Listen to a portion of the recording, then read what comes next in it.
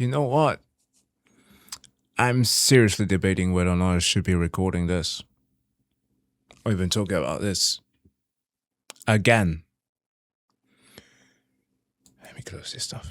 I was going to have somewhat of a half fun, half educational video where I was going to be taking the piss at the fact that the pettiest bitch on the planet, who still cries over not having been handed the Nobel Peace Prize but got one momentarily by the female Knut Hansen, held a speech at the World Economic Forum in Davos, Switzerland. And how, during that address, if you can even call it that, was just doing the usual. A speech riddled with lies and the ramblings of a madman. This is kind of something that we have to expect already, right? In his first term, we all got to witness firsthand the establishment of his ideal way of handling politics. Post-truth politics, as it is called in intellectual terms, where the truth doesn't matter anymore, where if you can make political discourse devoid of all facts, untethered from reality, and then make it based on vibes alone, then people become a lot easier to manipulate. And that's the tactic that went through. In his second term, there is a God fucking damn him. How the fuck did he get elected again? Democrats, you fucking suck. At least leading to his second term, leaks of a project made by the conservative think tank, the Heritage Foundation, leaked, leading to anyone with half a brain and a slight bit of historical knowledge about the group that wrote Reagan's. Yes, Reagan, the person who accelerated the economical divide in America.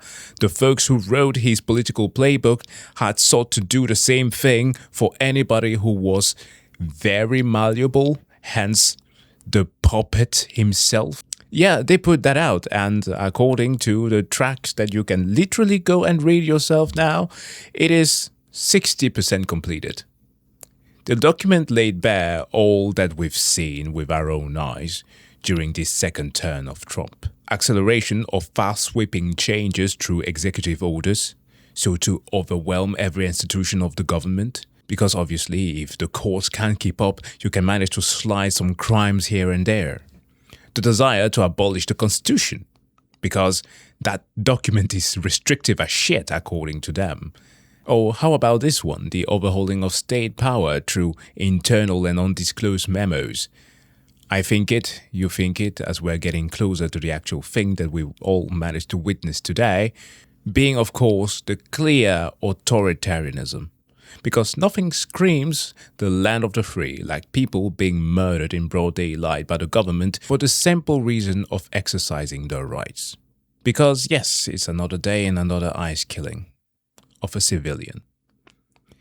It's almost exactly 2 weeks ago since I talked about Renee Nicole Good, who was murdered by an ICE officer. Officer Jonathan Ross, who was of course very well compensated through his GoFundMe and almost became a millionaire.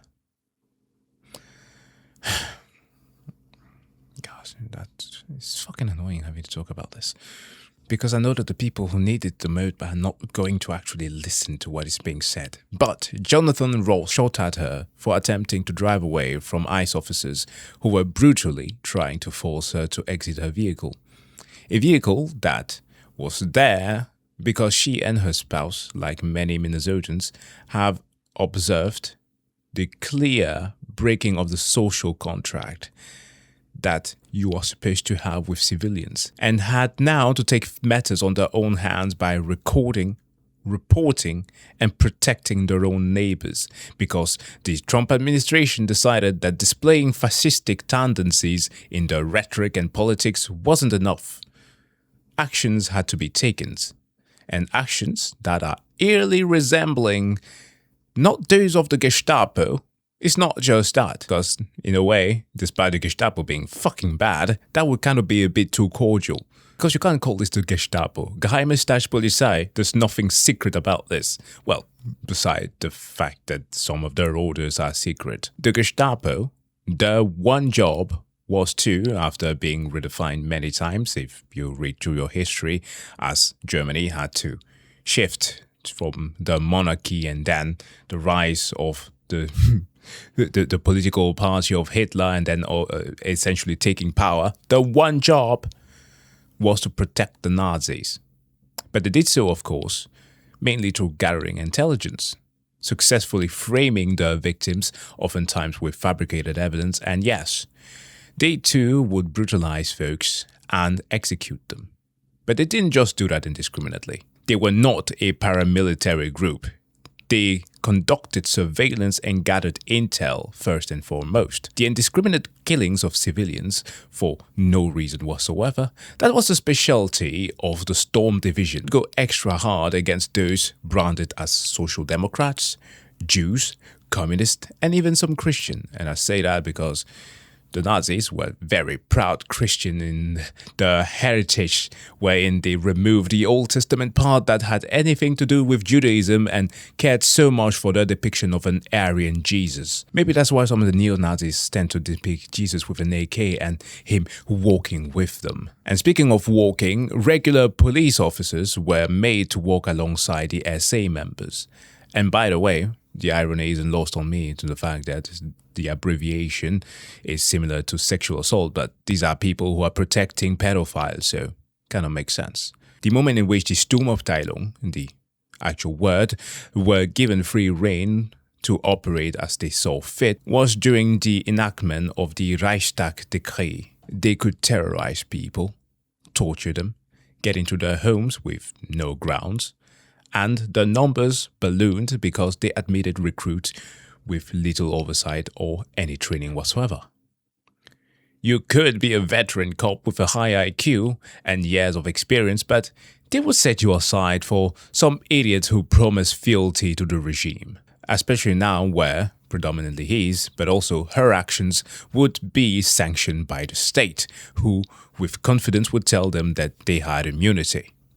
And then, of course, a few days later have to back that up, J.D. Vance.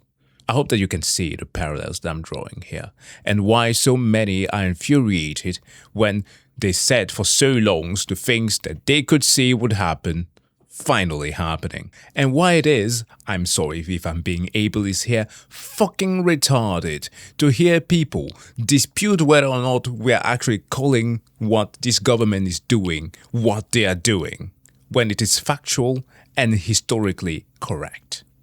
Of Minneapolis too tried to repeat history, as they held the first and largest strike in the United States history in generations, something not seen since the Great Fucking Depression, 1934. Look at that in your history books. I'm not going to go super deep into that.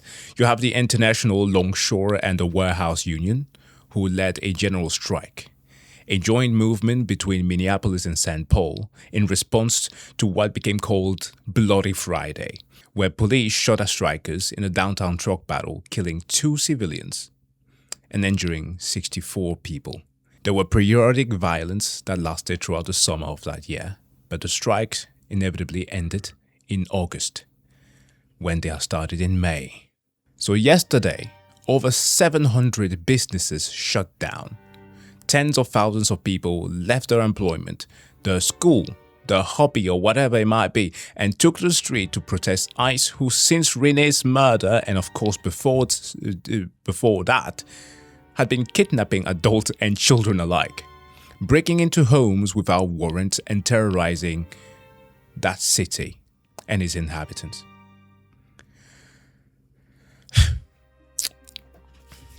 So the strikers did the unfortunate last thing that can ever be done, the only thing that is left to be done to show Americans who still are sitting on the fence about this, an economical blackout, as money is all that matters at the end of the day.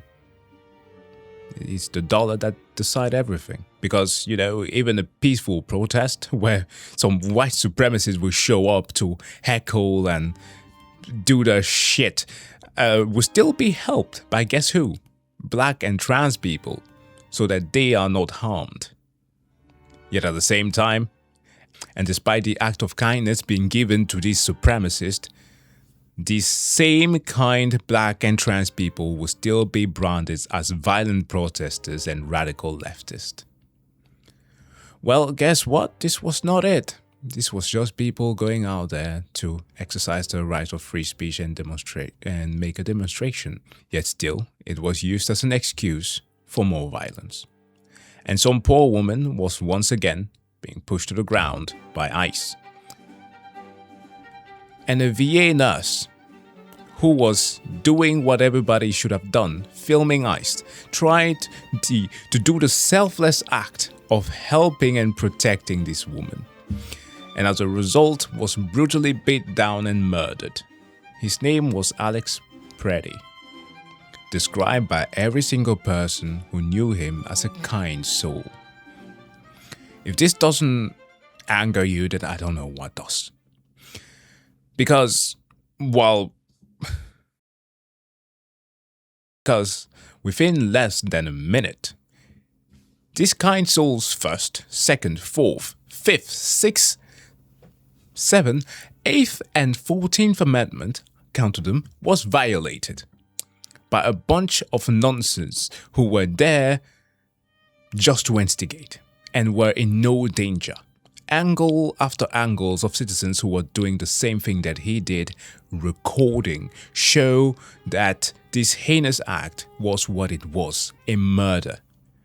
Yet the talking heads of the government, who keep manufacturing consent for the killing of civilians, keep doing the same thing.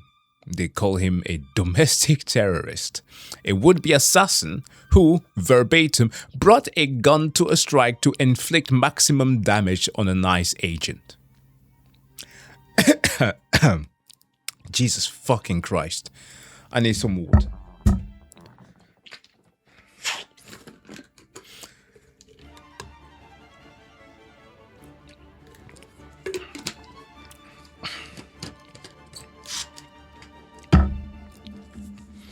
Remember that thing I said about post-truth politics?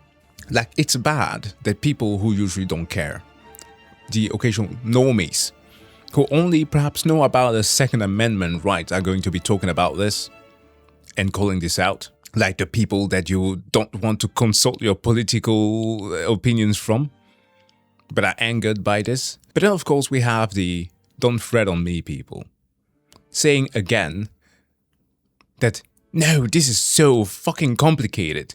He shouldn't have been there. He should have been disarmed. He shouldn't have a weapon, right? Why did he resist? Well, he didn't. He was disarmed, yet was still shot multiple times. And the cowards who did it saw what it did and ran away. No, but that Alex guy clearly shouldn't have been there. This is a clear case of fuck around and find out. This is me reiterating comments from comment sections that I found on the channels of content creators that I definitely should have not been watching after this. So to, take care of my own, to manage my own anger. Go to the comment section of the likes of Asmongold, biggest political commentator now, who's filled with people who I knew for certain were going to be prostrating themselves before this regime. Don't fret on our boy Rittenhouse, who traveled across states with a gun strapped to his chest. Because he was ready to light it up, if needed be. But don't fret on him, because rule for thee but not for me. This is how you disregard all of those constitutional rights that you spent years raving about. Because I'm just asking here. Because you do that and you're also running cover for the liars, who, by the way, are not popular. Because this is a thing that needs to be echoed.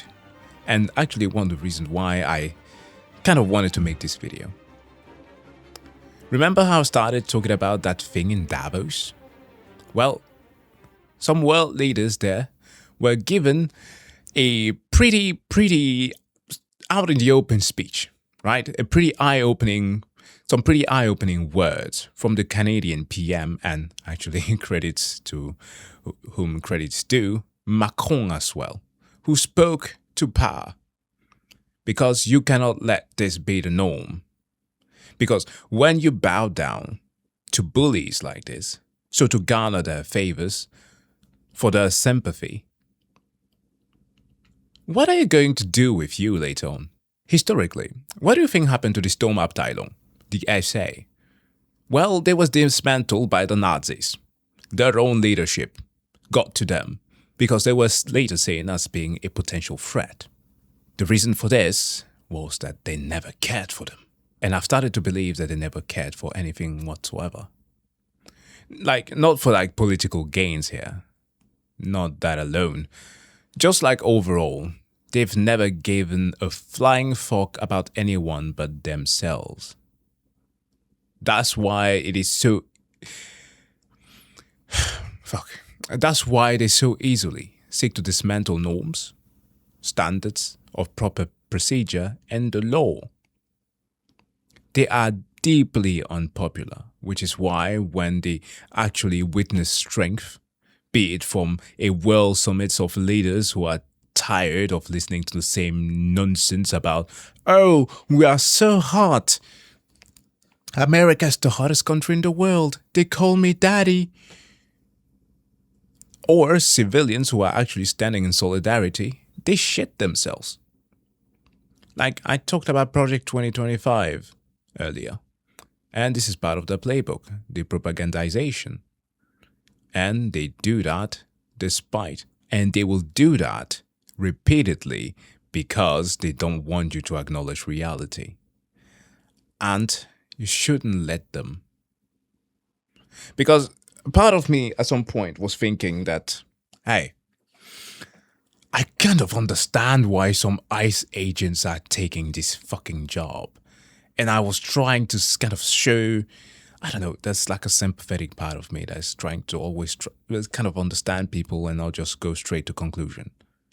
Because I've seen this phenomenon before. Young men especially, who, because of given prospects in our current time and climate, cannot find quite the employment that they need. So they're taking this job for the quick buck. And I've seen this on a personal level here, not asking for your sympathies, simply just to speak about straight up facts here. A friend of mine, childhood friend, guy called Bobby, in my country of birth, Cameroon, where then educational prospects were not the greatest. And so the administration, the presidency, or our president, dictator in disguise, was urging young men to go to the military because at least there they could earn some money. And then, of course, he will send them to the border, fight the likes of Boko Haram, harass their fellow citizens. And now my friend has PTSD, has a young child just like myself, we are the same age, and has now been tossed aside by a government that refuses to pay for his mother's medical bill who is suffering. So I will have to step in. But the people who gave him promises could not. This is where you're heading. And I'm saying this because I was born in a third world country. And as sad as it sounds to kind of me talking bad about my country, I acknowledge the reality of what it is.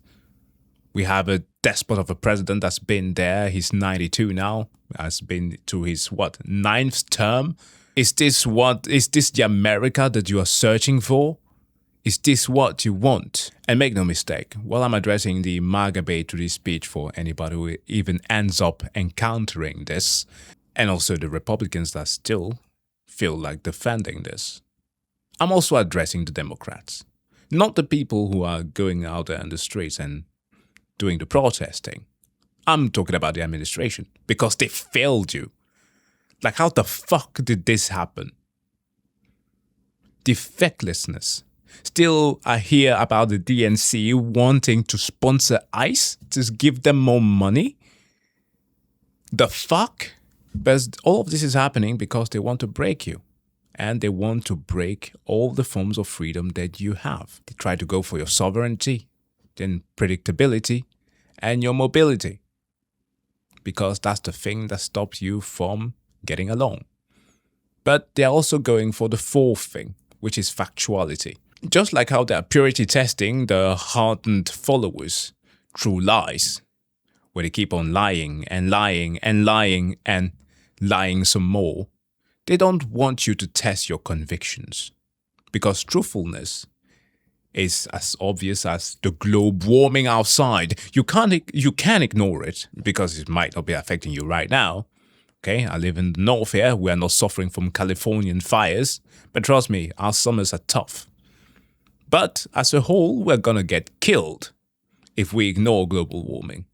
Because without factuality, you cannot measure the changes in political climate. Only through actually being truthful can you see the unpredictability and be yourself unpredictable, because that is a thing that stops you from being controlled. And to rephrase actually a political commentator, if you can even still call him that, Ben Shapiro's phrase, facts don't care about your prejudices or your preconceptions. They poke holes in them and they help you see better. Because if you see what these ICE officers are doing and it does not make you angry and make you want to stand alongside your fellow men and women and help them, then what the fuck are you doing?